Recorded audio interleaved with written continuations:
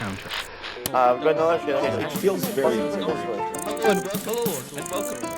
Hello and welcome to the Unwanted Opinion podcast, the show in which me and my friends give our unwanted opinion on all things film. My name is Lewis and I'm joined today with Kyle. Hello. And Gonzalo. Hey. Hey, yes, how you doing, guys? Pretty good actually. I'm really very excited good. to hear Gonzalo's thoughts on the worst films of the year. it's gonna be an incredible experience. Yes. So sadly, I haven't been able to watch any terrible films in this past week. So yeah, I'm just gonna sit and listen. Honestly. I don't get. Literally, we were saying before the That's show. such a shame, Gonzalo. I would yeah. love to be in the same boat as you. Oh, man. Gonzalo is just here for the vibes. He's here to just chill Pretty and much. occasionally ask a question or two about a film. Yeah. Which I'm Just interrupt, you know, basically. I'm just happy you're here, Gonzalo. I mean, Thank you. Happy here for the ride. continuing the ongoing joke, being really dedicated to your bit. But Yes. Yes. That's why I'm doing it. It's dedication. Yes, exactly. like I was saying, because last week we did the best films of 2023 so far, this week it's time to flip the coin and talk about the worst films of the year so far. So me and Kyle have a very Lewis, sad selection Lewis. that we will give you for you today. you But, could have said oh. flip the script. You could have said flip the script, and you said flip the coin. Come on, it's a He's film not- podcast. I know, Gonzalo. Come on. We have to deal with what we What is this criticism? Every week. I'm sorry, right? I'm sorry, audience, listeners, and listeners across the world. Yes. Every week, this guy ruins my intro. He Yes. comes in here. I'm doing my thing, and he's like, "Actually, I've got a little criticism." I mean, Lewis, I have My so criticism little to is do you in haven't the show. seen, you didn't watch one of the worst films of the year, so Exactly. you can't bitch with us. I But, have you know, so little to do in the don't show. I have to spoil it. find new stuff to. Anyway, we're going to be talking Yes, about the worst films of the year so far, and we have reviews for Elemental, Pixar's latest, in which Kyle got to go see early, and the new Netflix sequel to the globally billion people watched it, Extraction, with Extraction 2. So, I guess we'll just jump right in with that. So, yes, Extraction 2 is the latest Netflix blockbuster and is directed by Sam Hargrave and written by the Russo brothers, Joe and Anthony Russo, as well as Aid Parks, and stars Chris Hemsworth, one of the world's biggest stars. So some spoilers for Extraction 1, guys, so I don't know if you missed it 3 years ago when it came out and you really want to see Extraction 1, I have go a watch question. it because I'm going to spoil it. Yeah. Extraction 1, was that a Netflix original? Yeah, Yes. they're both Netflix originals. Okay, No, because both I've Netflix originals. never heard of this franchise in my life. I'm surprised Okay. because it was all over Netflix when it first came out, and it's all over Netflix now. But anyway, after barely surviving his grievous wounds from his mission in Dhaka, Bangladesh, Tyler Rake is back, and his team is ready to take on the next mission, which is an even more extreme extraction, because this time he has to go into a prison in, I can't even remember the country. Where was it? Georgia? Yeah, I think it was Georgia. So they're not has to go to dentists. prison in Georgia.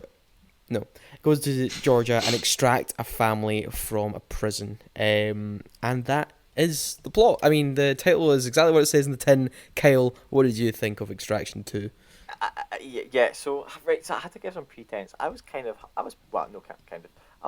hungover when I decided to watch this. And when I say I had to take a break halfway through because I was so bored I was falling asleep, that's not an Right. exaggeration.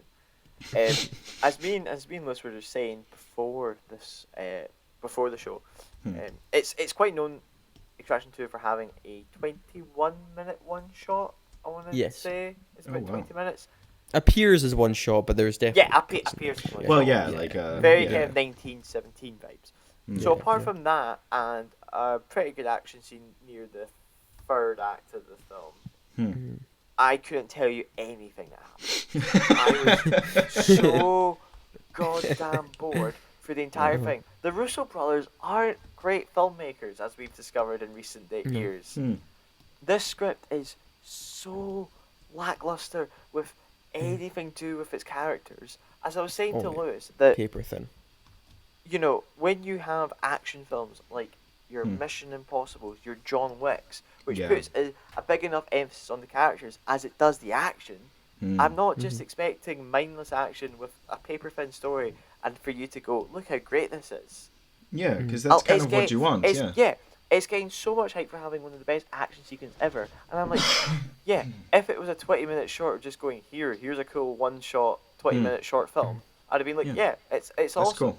Yeah. But it's blended in with absolute boring crap.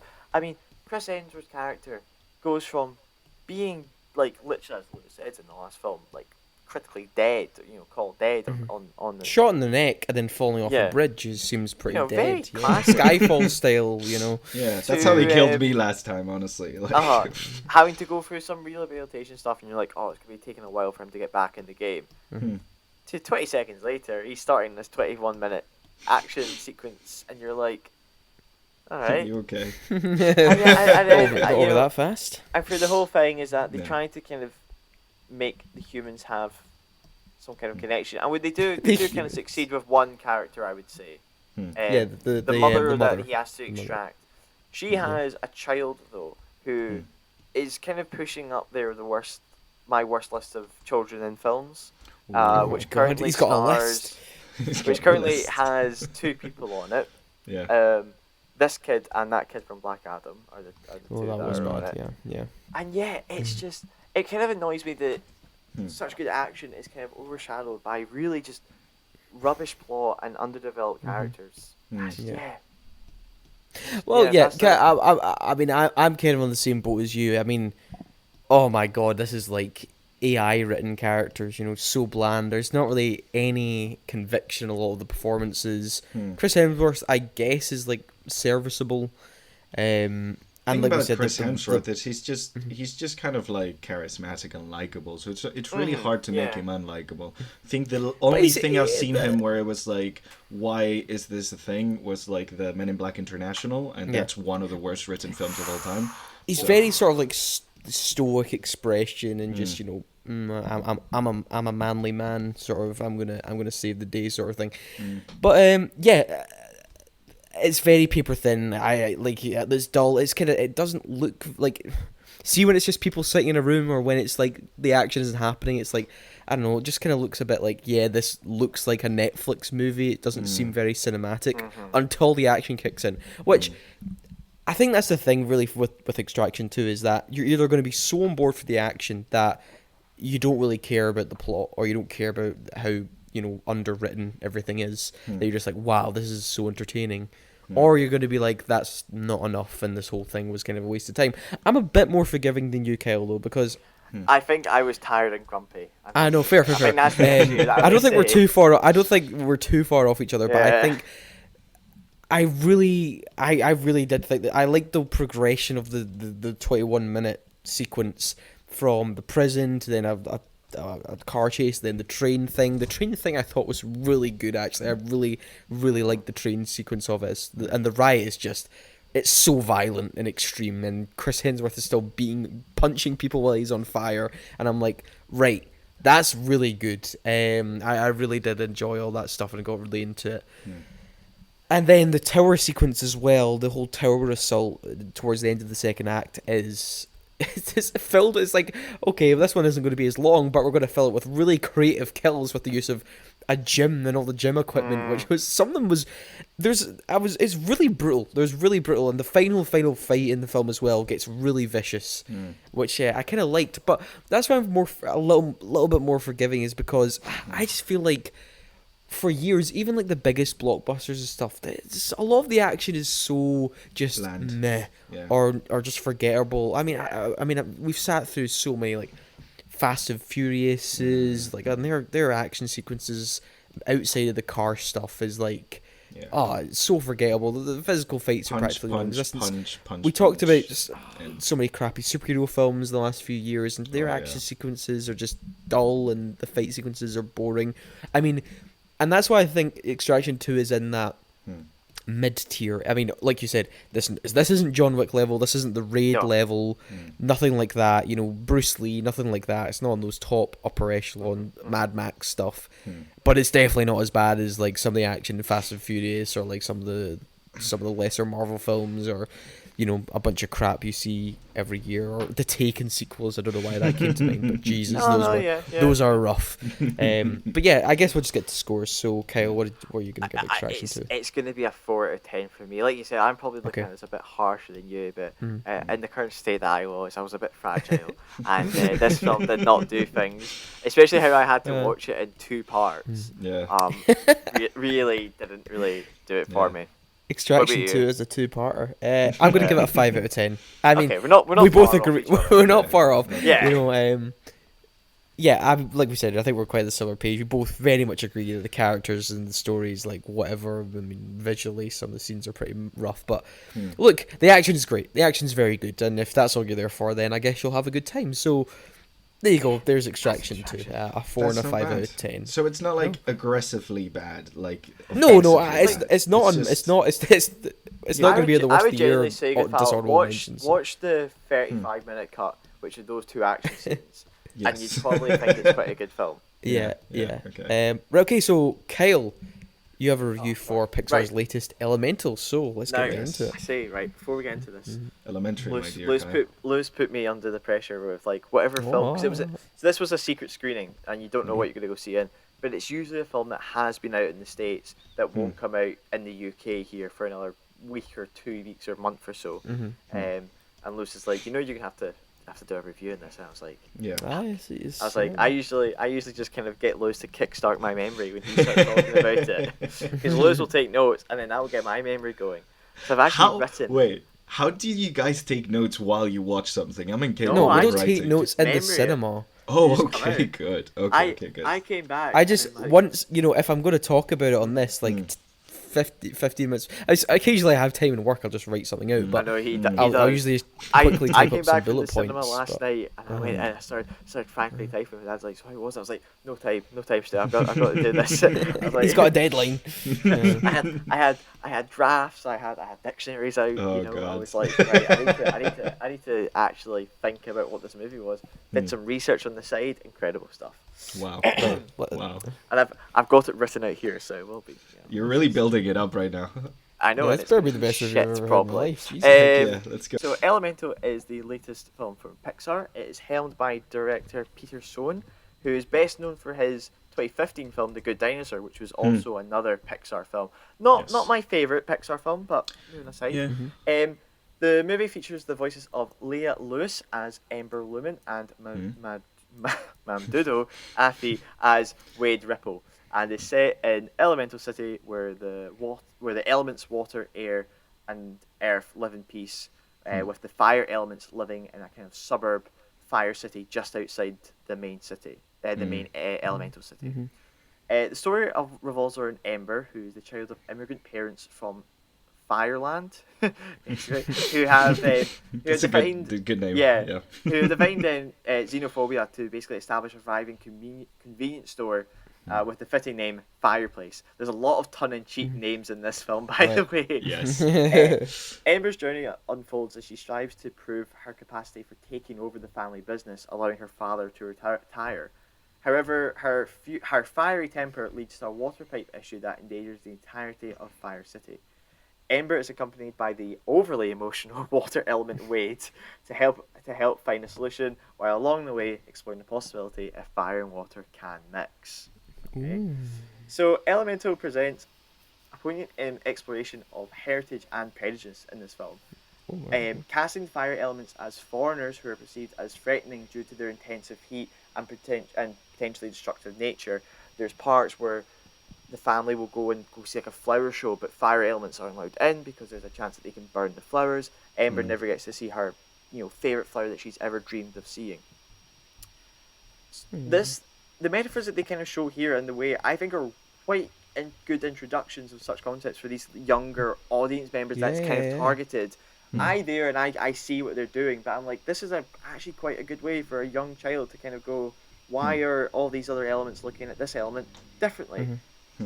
And I kind of did some reading, and the director Peter Sohn handles the subject matter so well because it's drawing from his own experience. So he was the son of Korean immigrants growing up in 1970s New York City, and very much that the fire elements do have that kind of Asian heritage, where that's where they kind of brought inspiration that these characters are immigrating from. There are a few scenes that kind of make them off as a bit cliche in terms of a younger kind of character trying to get away from the heritage of their parents and trying to strive their own life. Especially with Ember, discovering that she maybe wants more from life than the convenience store. But overall, I would say the narrative treats these themes with like finesse and kind of the general projection onto the younger audience. But at its core, Elemental is a romantic comedy, which I would say is actually a refreshing genre shift following Pixar's disappointing sci-fi action adventure Lightyear. The pairing of fiery Ember and emotional Wade may necessarily seem stereotypical, being hot versus cold, but Lewis and Afi lend their characters a seniority that invokes a sense of genuine emotional exploration in some scenes with their characters. But as I was kind of thinking, as certain scenes were coming up, even though their journey evokes real emotion and, even some tears from audience members, the depths of these moments unfortunately aren't fully explored, especially in one particular scene.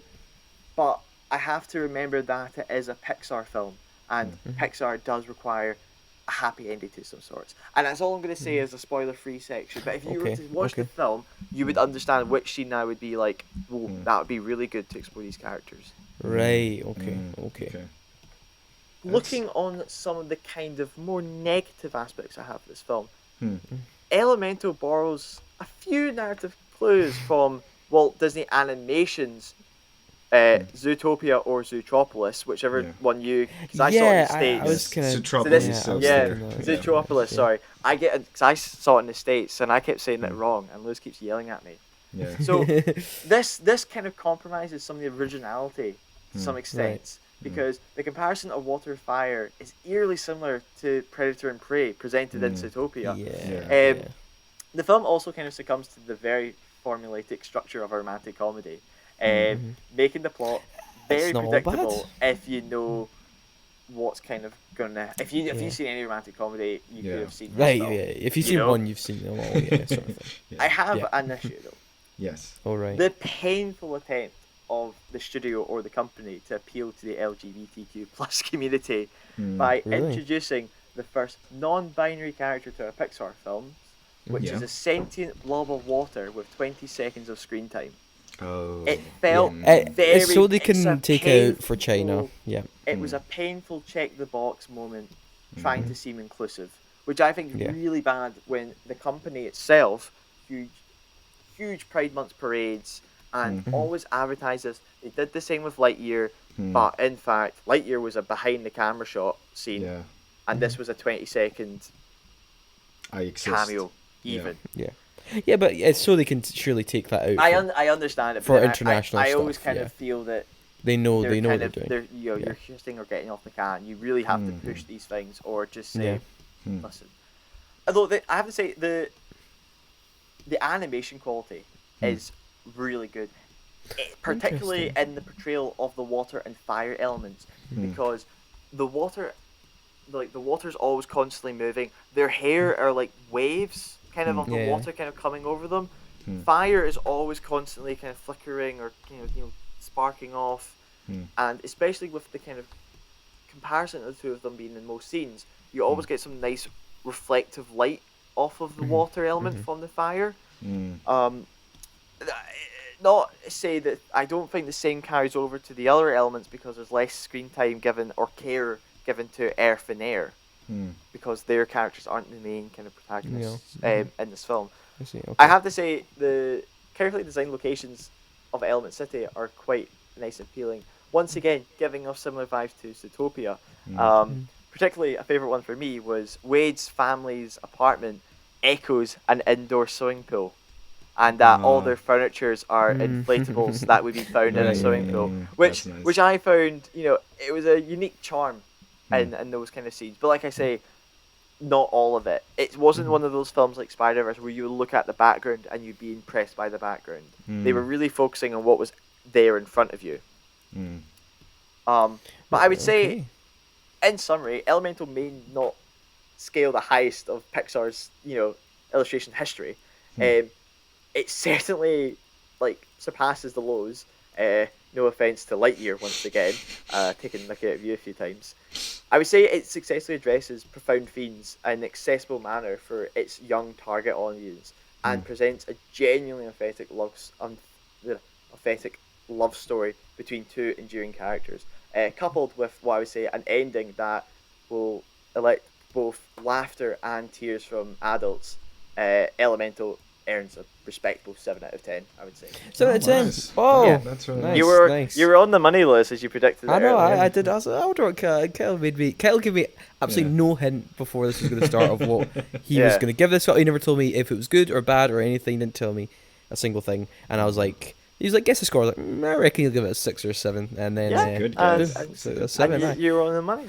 So Yeah, I mean, look, from the trailer, I was just going to ask you this because from the trailer, I was like, this, you mentioned Zootopia a lot, and I was like, it's you see That when is I'm watching exactly this, the I vibe am it gave me. going, Yeah. I am going. This is Zootopia. I would probably say Zootopia is a better film, although okay. the genres are different. Zootopia is much more of like an adventure thriller-esque with hints of romantic, while this one is very much a romantic comedy. The threat in this film is a flood.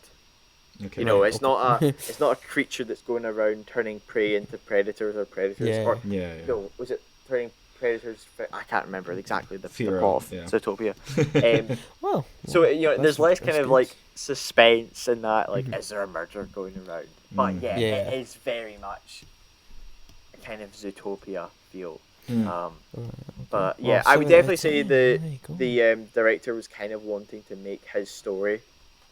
Right. Yeah. Peter So it's quite was kind of personal. going- That's quite good. I would actually. say it was. Looking when I did some digging into it, I was like, it does seem quite a personal story. Definitely in sense of when Ember's parents talking about leaving their homeland. There's a lot of kind of guilt that resides in them about doing what they did. And I can imagine that when your own parents did that, there's something that kind of resides with you. Yeah. Like I said, overall, I mean, my entire audience was no kids in sight, because that's not, kids don't usually have an unlimited card. Yeah, they got the 18 over. Exactly. to pay for So, it. Yeah. the reactions in that cinema give you a kind of a good census of what adults would think of this film, because it is only adults. And there was a few scenes where there was some sniffles around me, and there was a scene that I was kind of like, I watched and I was like, I would get emotional if I didn't know this was Pixar. because I know what's going to happen in 5 minutes, and I'm disappointed in that. Because I think what they could have done is incredible. I genuinely do think that the ending, especially the last 2 minutes, were very funny. There was a line in it that just threw everybody off. Because it's just like, whoa, what the heck? I'll the ask final you one shot last was thing. beautiful. Oh, sorry. It was beautiful, yeah. No, I'll ask you also one last thing before we move on. So, Elemental opened. Disney, I mean, I've got my own theory about Disney purposely sabotaging Pixar, but regardless, they released it on the same weekend as The Flash. I agree with this. And it opened to 29.6 million in the States, so and it's looking pretty rough in terms of box office, but I take it you must think it deserves a lot more than that, and a lot more than The Flash at least. This That's for sure. oh my god, I do think it deserves a lot more than The Flash. I would like to see it. This is another thing, right? Now, we could probably actually do a whole kind of episode on Disney sabotaging Pixar, because I really do think it's the case. Yeah. Especially when somebody came out and said that Disney are kind of splitting Pixar down in two, going one side of you is going to focus on sequels to our beloved cast of characters, and then the other sides are going to basically make films that we're just going to put on Disney Plus. Yeah, that's the thing. I mean, look, I think that's the way it's heading. I think Pixar's original films are going to... I mean, look, COVID obviously affected this whole thing massively, but Pixar's original films are going to go to Disney Plus. The sequels are going to go to cinema, and like I said, it's because of the 45-day window Red thing. And Lightyear, a perfect example of that.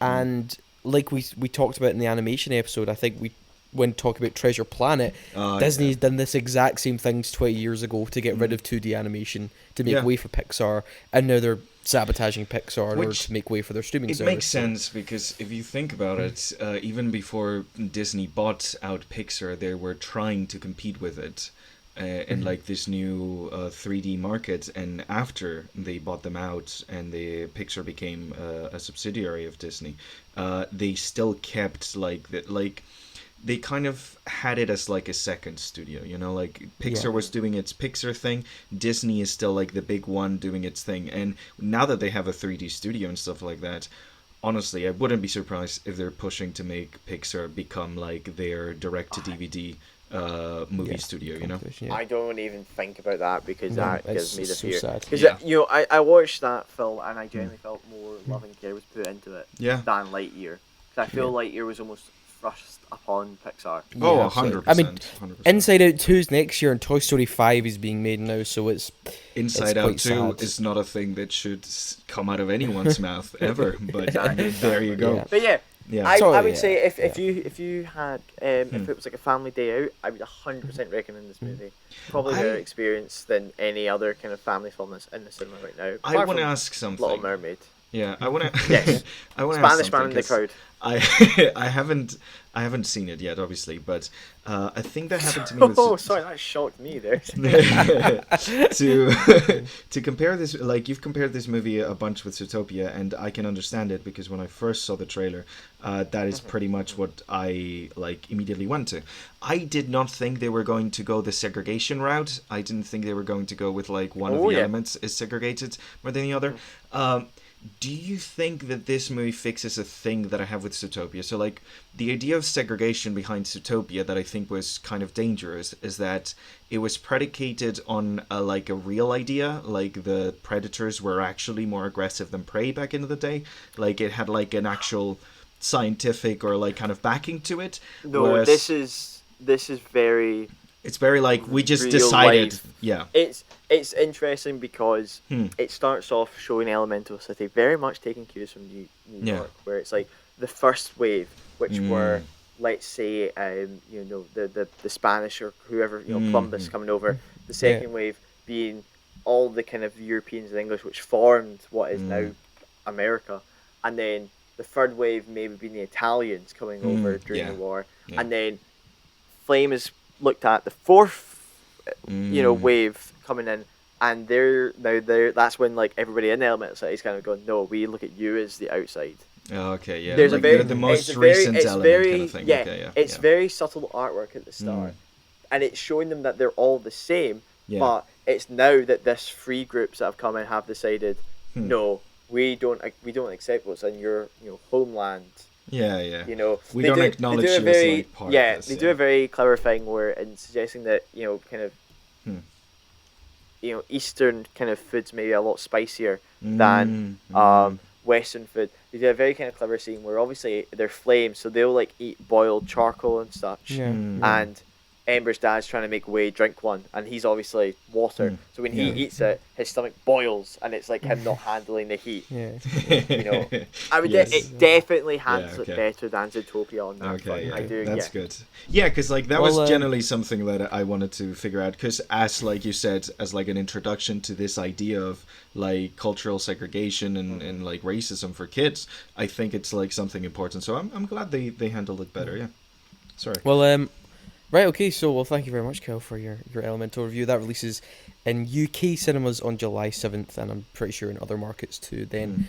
Right, so now let's get to the hard part of the show, the bit that we don't really want to do, but the things we have to tell you to avoid. But I'm going to very quickly ask you, Gonzalo, before me and Kyle get into this, because is there any films just in the last couple of years you've seen that you want to not recommend people go and watch? Yes, never ever, under any circumstance, watch the worst film ever made. Speed Racer. Men in Black International. Please don't. Just don't. Pretty sure that came out 4 or 5 years ago. It came out so long ago, but it's still haunting my soul. I had to sit through that. Think so, yeah. Oh, that was horrifying. That was a awful. horrific film. Oh, well, okay, so I guess I'll start, give you a little break, Kyle. So, right, my first choice, because me and Kyle actually are bottom two are exactly the same. So I guess this is my third least favourite film of the year. Yes. He has seen more films than me this year, so I was... True. But you've seen this too, Kyle, and that's Scream 6. You guys love So, this like, one. Oh, Scream 6, Scream 6, Scream 6. So, look, What's I've always... give it? I give it a 3 out of 10. Look, I've always been... I say always. I remember I started watching the Scream franchise, I think, a couple of years ago. And I will always stand by that first Scream film. I think it's really clever, and I think it's really fun. And it just, especially for its time, its whole meta breakdown of the slasher genre and franchise filmmaking back in 1996. Yeah. You know? It feels better than the time it existed in, honestly. Like, it holds up astonishingly well to this day, and if you don't know the twist and you go and watch that film for the first time, it's like, wow, what a great twist ending. Ending? The third act thing, I guess. Yeah. And even Scream 2, I've got a soft spot for. I really can't speak today. I don't know why. I just, maybe because I really like that sort of 90s aesthetic of it all. And I just like their whole deconstruction of sequels and stuff, and just the cast are always, charming and fun to be around. And then really from then on, I've never really jived with the sequels after that much. 3 is that suffered terrible behind the scenes stuff. Scream 4 was okay, and then Scream 5 I did not care for much, and now Scream 6 is basically all the original cast are pretty much gone now except Courtney Cox. And that's fine. I mean, obviously, if the franchise is this long, I guess have to move on and do different things. But the main problem for me with Scream 6 is that any charm or humour or fun or likability of the original film and the original cast are practically all gone. This is so like self-serious, and it's just so frustrating. Like, none of it actually makes any sense. All the twists and stuff. Everyone is invincible, so there's no suspense. Like, everyone survives. There's a character who survives 20 stabs to the chest and stomach, and then thrown to the ground. Someone else also stabs multiple, near 20 stabbings, and then thrown off a significant height, and then a minute later it cuts them, and they're not even in pain. They're just running about as normal. So it's cardio, man. It's asking you to not just suspend your disbelief, but take your belief to the back garden, take a shotgun and blow it in the goddamn brain, because it's just so stupid, and it's just not scary, and like I said, just not funny or charming. And the whole meta commentary has literally, they've ran out of stuff to say, because they've literally gone back to what the first film was already, dissecting, which is just franchise filmmaking and that as a whole. Which is funny, because that's what they are now. Yeah.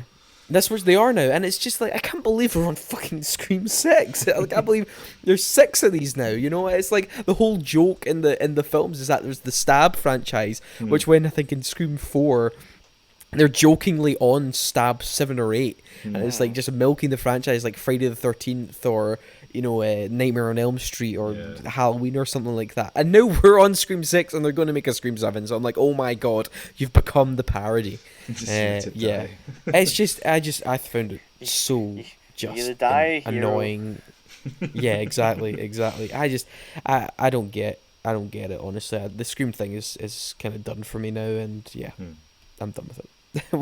I know you saw it too, Kyle, but I think you're more forgiving of Scream 6 I was than me. slightly more forgivable. I've watched a lot of really bad horror films recently, and that was actually, in my eyes, a better one than Oh wow, you must have the others I'd seen in the past. You must have watched really bad ones. Yeah. Oh yeah. Especially because this year, as I was saying, I'll move on to mine. Yes.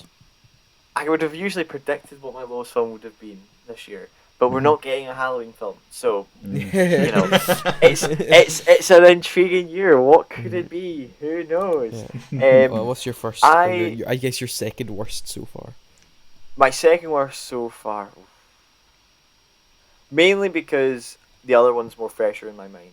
I'm gonna go with Ant-Man and the Wasp: Quantumania. Yeah. These two films are very, interchangeable and all that, but I've not seen Ant-Man since it first came out, so possibly a bit more forgiving in my head. But anyway, yes, so Ant-Man and the Wasp: Quantumania, which was hyped up, as all superhero films are recently, Well, yeah, it's which going to I be think everything. Everyone's going to be in it, and it's going to change they need the to universe. stop that. Yeah, Exactly. yeah. They I might- think they they've might wanna realised stop.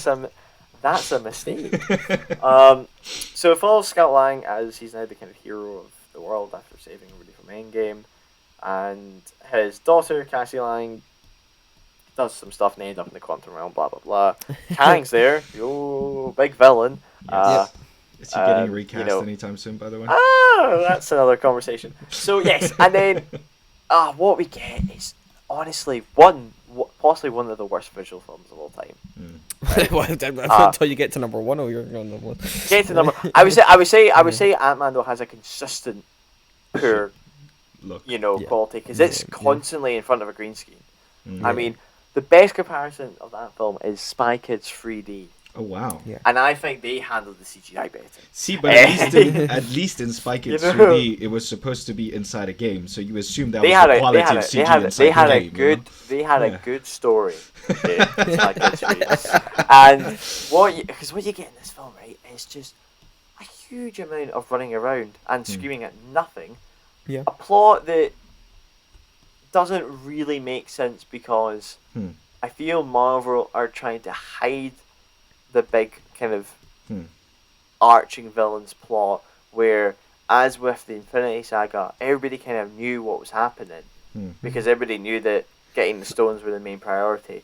While with our introduction to Kang, also it's a time variant, so It's not it's the real been a Kang. few months now. We all know what happens to Kang at the end of that film. So is it the same Kang? Is it a different Kang? No. Will this new Kang look slightly different than this Kang? Who knows? Possibly. But yeah, the characters are also in it are just like Paul Rudd seems tired, and that's saying something because that man that never is- ages. Yeah.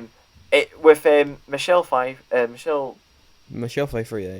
Michelle Pfeiffer Michael Douglas. giving possibly one of the worst performances I've ever seen out of anybody. Where the character, I mean, I don't know if it's the script, but the character being like, "Oh, I'm not going to explain anything about what's going on here." For no Because I reason. It shouldn't. makes plot wise, it it- makes absolutely no sense of why you wouldn't You're just all tell stranded everyone. in this foreign land, and you're not going to say anything. Also, what this also, film, like, sorry. I love this. you I know, hated this it so film much, really Lewis, that struggles. you're jumping onto Kyle's. Yeah, hate there's two kind of quick points I want to make Yeah. about how much I hate this film, and before I can let Lewis join the rant. That one, you can't get the size of Ant-Man when he's in Quantumania because he's meant to be in the smallest place ever. Yeah. So when he goes big, it doesn't really make you feel anything. That All the makes side sense, yeah. characters are absolute garbage, especially the rebellion characters are just bollocks. And then thirdly, I hate, I'm going to just repeat this, hate the fact that everything is a blue screen, right? See when I jump from this, where barely anything is a tangible object to hold, to Guardians 3, where they had like, things called, I believe they're called sets. I don't know if Marvel should kind of Google what I don't know if I've heard of terminology. it, no. Somebody at Marvel watched one of the behind the scenes of the prequels being filmed and went, "Oh, that's a good thing." But We'll you have know the ground. thing. You know the thing. Even the prequels had more sets than this movie. yeah. The probably. prequels are fucking So- full of miniature work. Yeah. It was really the kind of last. Oh no, actually, I can't remember if it's technically the start of Phase 5 or not. No, this is the first film of Phase 5, yeah. Was it? That's a shame. Yeah, Yeah. it was really the kind of like. I really wish it was the other way around because you could have said, "Oh, Guardians' first Phase 5 film was a good start." Yeah, it was really a hammer on the just- nail of the last 4 or 5 Marvel films being Like- mediocre to terrible. And it's just, everything about it is just, it's so unfunny. The MODOK stuff, my god. Oh, Insufferable. Like you said, everyone except Jonathan Majors was absolutely yes, phoning in. yes. And I don't even blame them. Michael Douglas had obviously clearly no idea what he was reading, and same with Michelle Pfeiffer. And I'm like, you know what? You guys are in your 70s. Yeah. And I That's like fine. just get the money and go. Like Michael, fuck it. Like Michael who Douglas cares? is the best person ever in those Yeah. interviews because he just go ants. That's like his And it's response just- to every question. It's like, yeah, he loves ants. But it's just his whole dialogue, and it's they set up. And the worst thing is, I don't care if we get into spoilers. If you want to see Ant-Man, it's been on Disney Plus for a month or whatever. Oh no, no The whole thing is spoilers. like, right, they set up this thing, obviously false advertising. This is the beginning of the big threat. You know, this guy is going to be the villain of this film, who then gets, one, isn't actually the main Kang of who's going to be the threat in these big Avengers films. Two, gets beaten up by Paul Rudd, which was also extremely ridiculous in the hand-to-hand combat, which made no, that's the dumbest thing. And there's a lot of dumb things in the film. That was the dumbest thing I've ever seen. Okay, and then also if you want your main arc villain to be taken seriously, why would you have Ant-Man beat him up? Even if it's like not the real one, like that's just like, yeah, right? It's so stupid. Creed 3 Awful came out a week decision later. making. I want to point out as well. Yeah. Oh my god. You see John Reeves' size of it. I was like, oh my god. And then there's just all this stupid stuff with the ants, like they like kept. What did they do? They got like the ants got so intelligent that they were able to time dilation or something. Time dilation, and they became so they super were like smart. advanced. Oh, it's just absolute, just crap. Wait, Just crap. Why didn't they make the ants the villain of the movie? That would have been so fun. The ants take over the world. That would have been hilarious, and it would have been more. It would have been funny, and would have made more sense. That would have been so much cooler. Like you get like But like they tried to Honey, I market Shrunk the this as Kids. like the big Phase 5 beginning, and it's just not. You can genuinely skip this film if you care about those Avengers films or whatever. Anyway, Ant-Man, I completely agree with you, Kel. This is my also least favourite or second least favourite. It was you both so boring. loved It was Ant-Man so is what boring. I'm getting from this. You fucking loved it. You thought it was the best. What other film have you chosen? Well, actually, I didn't say dishonorable mentions. I mean, I don't have really, I always say, on the rating system here. I mean, we'll probably need to have a little episode dissecting what rating systems actually mean. But anything below a 5 out of 10 is what I really consider bad. 5 out of 10 is, it has some merits, but also major flaws. So Super Mario Brothers the movie was, that was a film made for 3-year-olds, and it happened. Also made me really depressed in the sense that we now make child films for 25-year-olds and over, because I've seen people much older than me get giddy over this boring Easter egg fest of a film which has no character really or plot. A lot some of pretty people animation got mad about this movie because Princess Peach wore pants. So I mean, it's just like pathetic. It's just like it's just indicative of where we are, I guess, in the quote unquote cinema landscape, where it's like, middle-aged men getting upset or like loving this film because I don't know, Donkey Kong's cart is in it. Like, fuck off. The Brendan Fraser's Oscar-winning performance, The Whale was pretty dull experience. I think he's good in it, but the whole film itself was, you and me, Kyle, were saying it was like a play. I agree. That's a 4 in my book as well. Yeah, but yeah, that's kind of it. Empire of Light as well, a big letdown by Sam Mendes. A film really held up by Roger Deakins' cinematography and Olivia Colman's lead performance. But it's, once again, it was very kind of half-baked, trying to do too much, didn't dissect enough, and it was kind of a quite forgettable, actually. It was a shame because I like Sam Mendes as a filmmaker. But now it's time for my second choice, which is Fast X. I mean, let's go. Fast X, we're going to talk about another film which cost a lot of money soon, but Fast X is was it a two-parter? Because I heard that it was like it ends in a big cliffhanger. Possibly a 3-parter. Potentially, we might stretch this out. And he's not joking. Oh god. Yeah. A $340 million, fathom that money, $340 million film looks like ass. Looks visually terrible. That's what I mean. I don't know why so many films have to look so washed out and like why is there so much white on the screen? Money laundering. Surely people can see that. Just turn it down. Like, just make it less exposed. And the worst part about it is, for me, yes, it's ridiculous action, and yes, it does make you laugh at how stupid it is. But for me, it's that the Fast franchise has now, much like Screaming Away's, parodying itself now. It's they became in on the joke after Fast 7, or Furious 7, I guess. Actually, side note, I give Furious 7 a lot of credit because I think the way they handled the tragedy of Paul Walker was actually really respectful, and more respectful than another film which we'll also talk about in a minute. It was actually quite respectful, and actually give a lot of film a lot of kudos, and it's actually makes you tear up at the end, even with that cheesy It's Charlie been a Puth long and Wiz time. Khalifa's song. Yeah. Yeah, but really ever since then they've gone like, everyone's, obviously made little jokes and memes online about Fast and Furious, but you don't indulge in that, Like, I feel like the Rise of Skywalker was a lesson in don't pay attention to the internet when you're going to make a sequel. Just forget about that for the next couple years. If it's good, it's good. If it's bad, it's bad. But do your vision. But Fast 10 is like, before Fast 10, we need to do the space stuff. We need to do the jokes. We need to all realize that the science of this doesn't actually make any sense in universe. So how does this universe work then if they're defying the laws of gravity? I thought that's just how the universe worked there, but clearly not. I know I'm on a mad rant about this, but it just frustrates me that just have fun with it, man. You know what I mean? Just have fun with it. Don't have to be like constantly second guessing yourself and we have to be this and we have to be that because we're a big meme now. And yeah, look, and that's why I liked Vin Diesel's performance so much in this film because he is still from day one, from Fast and Furious 1 all the way to Fast 10, has taken this super seriously. Very seriously. And other people have turned on it and aren't taking it seriously anymore. And I think they are actually the problem. Because, Vin Diesel's taking it seriously and that actually kind of elevates it and makes it more fun to watch. But when people are in on the joke, it's just like, right, so everyone's just laughing then, so who's telling the joke, The action is pretty crap because it's all CGI murkiness.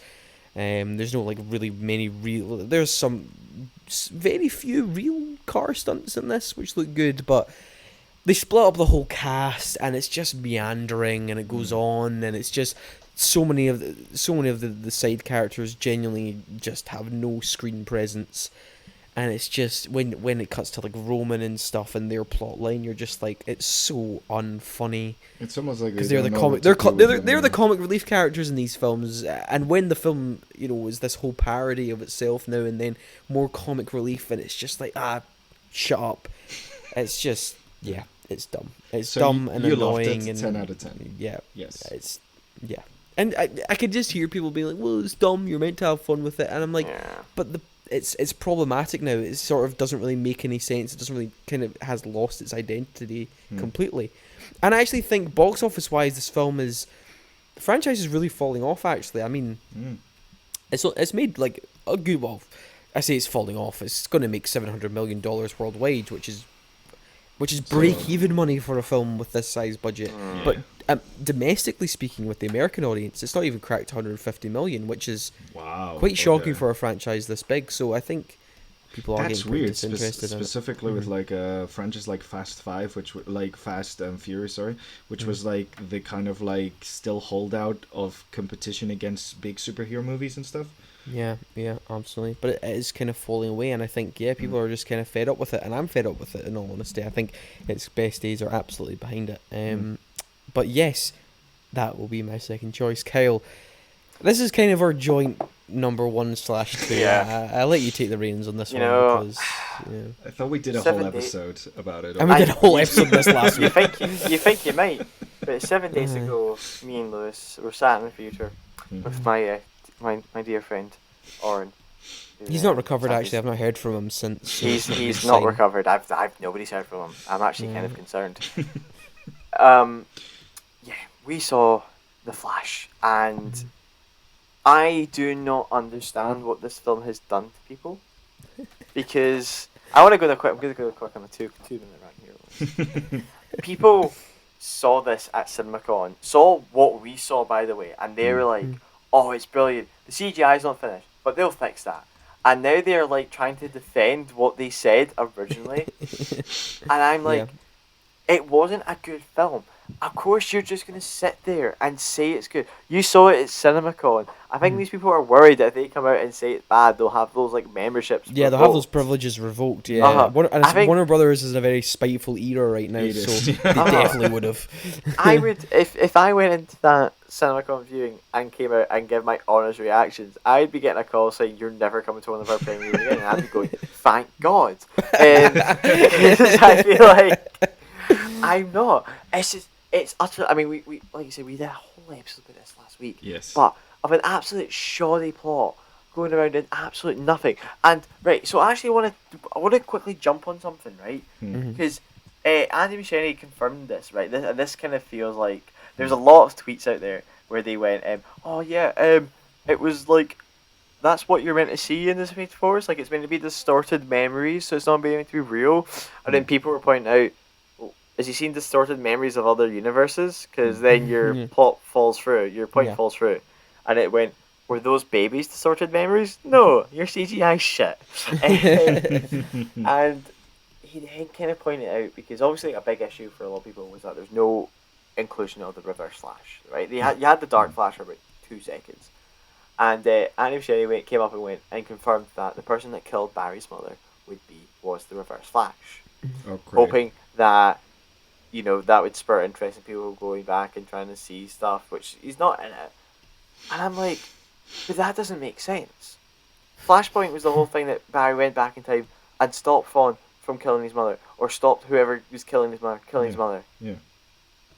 He went back and put soup in the car, so his dad wasn't there. The Reverse Flash is faster than Barry at some points. He could have easily just put the knife in his dad's hand and stabbed her with his... It makes no sense whatsoever. They're just trying to cover their tracks, and I hate when studios do this. When they've had a bad film that's come out and they're trying to like cover it up by going, look at this, look at this, look at this. But no, horrific story, really bad acting from everybody. I mean, poor Michael Keaton was even phoning it in as Batman. Yeah. And like I said, completely shoddy. Yeah. Shoddy visuals on every level. Awful looking. And if you're going to do the multiverse stuff, look, and we've all criticised it when people do it badly, but look, we've had absolutely astounding films use it incredibly well. So, but if you're going to use, and this is what I don't understand, right? Because, everyone knew we were going, it's going to be a cameo fest, it's going to be a celebration of DC, but it's like a really half-baked celebration of DC. It's like a couple things show up towards the end, and it's not like you could have gone bonkers with this film. Imagine the Flash went to the Adam West universe. Oh my god! Imagine the Flash animated Batman series. Or imagine the Flash. Actually went to. Like I said this in the review thing last week. Imagine if we got a stylized. You got. People who worked in the original Tim Burton's Batman, get the sets back. You've got the original Batmobile back. Get Michael Keaton to play Tim Burton's Batman, not this weird, I guess, not Tim Burton's Batman. He's just Michael Keaton Batman in a universe where I actually forgot to mention this last week in the review. Yeah. Spoilers, I guess. Yes. In a universe where Gotham ran out of crime. Wait. What do you mean ran out of crime? No, literally, he just stopped being Batman because crime stopped. Wait, is it because his dad went out to get more crime milk and then never came back? It's like what? What are you talking? What do you mean no crime in Gotham? This is it's not like okay, this is a universe where there's no crime exists. It's a universe where crime existed. Batman was necessary, and then crime died. What are you talking about? It's just it's so dumb, so annoying, so unfunny. I've got one more thing, Lewis, and this is a bit of a change for you, Lewis. I'm actually going to give a positive to this film. Okay. Oh damn. And the positive of this film is the feeling that it gives me knowing that it's making no money. When I tell you that fills me with joy, and I feel really sorry for all the people who worked in this film. I really do. Well, they've already gotten paid. But a lot of people worked. A lot of people worked on Dungeons and Dragons and made actual sets and actual care in a film, and they didn't make any money. Yeah. Oh my god, this film flopping is the best thing ever. I genuinely think The Rock is sitting back with a large glass of tequila laughing his ass off. Because there's a small chance that it could Lewis, you do think it will make more than Black Adam. I saw some predictions that say it could be a close call about what's going to be making more. I think it'll be very close.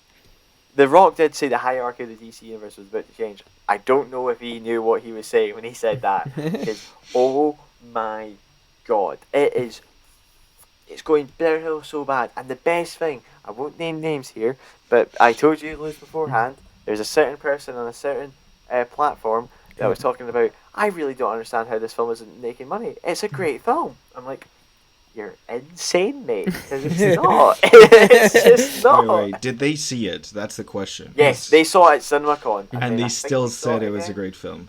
And you're like, okay. I love this film. And it's people have seen, me and Kyle looked at certain tweets that are trying to defend the CGI of it all by saying that films 20 to 30 years ago had bad CGI, and I'm like, yes, but they had you're good correct, stories. but they used it far less. They don't use it in almost every single sequence in this film. Also, I just want to say the CGI in this movie isn't bad because we're not able to do good CGI. It's because they purposefully didn't work well with the CGI. Like, you can have amazing CGI nowadays. If it's bad, it's not because they hired bad CG artists. It's because they fucked it up. Like, that was a willful mistake that they made. Like, we've seen the amazingness that CGI can create nowadays. But you also need to, one, work with the CG team while you're shooting, and two, give them more than a week to make the fucking CG. So but look, I one last negative thing about the whole thing, which I didn't really. We talked about the Ezra Miller situation, and I said the whole disaster thing, but the whole film now for me, and it's something I didn't really react. I mean, I didn't like it when I saw it, but I didn't really talk about it much. But over sitting thinking about it more, it's just how immoral and unethical this film is. Like, not only the Ezra Miller starring situation, which is incredibly problematic in its own right, but I guess spoilers if anyone's interested. Oh no. The CGI recreation of Adam West and Christopher George Reeves is an interesting one. George Reeves. It's just, and it's the way it's done is so disrespectful. Just disrespect. Just for what? What are you getting? How many more people are going to see that because you put in them for two seconds? It's interesting. They choose one Superman that never actually existed, which was Nicolas Cage's Superman. Yeah. And then they choose two Superman which had very, very tragic endings to their lives. Yeah. And I'm like, I'm like, right, we could have chosen. There's plenty of others. There's Tom Welbing's Smallville Superman, which got a lot of love in the CW. Brandon Routh got a lot of love in the CW when he came back. No love for any of the CW stuff, which handled the Flash much way better. It's so funny because stuff. Ezra Miller showed up in the Flash when they did their Crisis on Infinite Earths crossover, and there are so many people that are so upset about that. But look, and the whole multiverse thing, complete waste of time. You didn't utilize it in any fun or creative ways. Just this horrible orb thing, and it's just. I'm sorry. I'm sorry. I have to say, I have to repeat and quote Kyle here. There is no good multiverse movie without a bagel in it.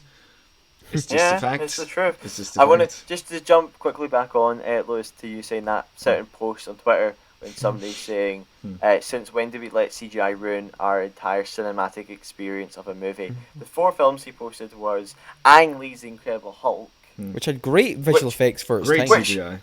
And it's weird because the photo they post is actually very good. Very photorealistic, The first Harry Potter. Beautiful. With beautiful CG work. Astounding with the sets. Voldemort on the back of the head. Which is in it for 2 seconds. Right, which is in for 10 seconds. I'm guessing they show the Phantom Menace with Jar Jar Binks. I don't know if there's a groundbreaking visual effects. Also the 90s. I'm sorry. The fact that fucking Jar Jar Binks was a badly written character has nothing to do with the fucking stellar CGI work in that movie. Didn't everybody find out that technically Phantom Menace had more miniature models than the first 2 Star Wars films combined? Yes, a lot of sets and ironically, as mentioned earlier, Spy Kids 3. Yes, which was a film which also made for had a good narrative excuse of why CG wasn't great, and also it was 2003. So no, they so don't. This film will make no money. No. Fantastic. So sad. Let's wonderful. just forget about this film ever existed. But thank God we've got that off our chest now, Kel. We can live on with the rest of the year in some peace. Hopefully when we do our worst in total of the rest of the year. We don't see anything worse than this. But anyway, that will wrap up today's show. So thank you, Gonzalo, for you just sitting chilling, listening to us talk. Yeah, this was really nice actually. He's enjoying life. Yeah, I usually get really passionate rants about things that I love and I hate, and today was just me listening to you guys like fight over each other to see who was hurt the most by these awful films. So like honestly, his blood pressure has dropped. Amazing. We will be getting some happy results from his doctor. Now I feel I know what the listeners feel like when they listen to this show, and it's quite nice. Yeah, kudos. And thank you, Kyle, for joining me as well. You're welcome. Yeah. So, yes, that was our worst films of the year so far. But on next week's episode, we will be reviewing the highly anticipated final entry in the Indiana Jones franchise with Indiana Jones: The Dial of Destiny. A full review for that will come next week. So excited. Yes, that'll be all of next week's show. And we just gave our opinions on Extraction 2, Elemental, The Flash, Ant-Man and the Wasp, Quantumania, Scream 6, and Fast X. But at the end of the day, those were our unwanted opinions. Thank you very much.